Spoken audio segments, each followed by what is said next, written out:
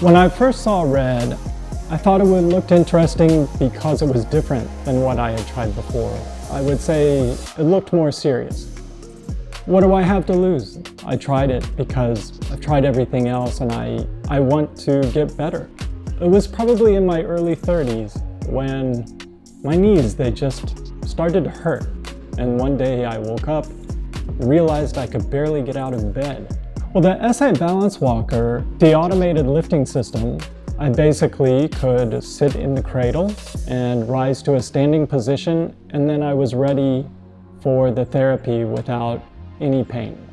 What I found is I needed the support, the physical support, to help me out of the pain zone and into the process of actually movement and feeling better freely.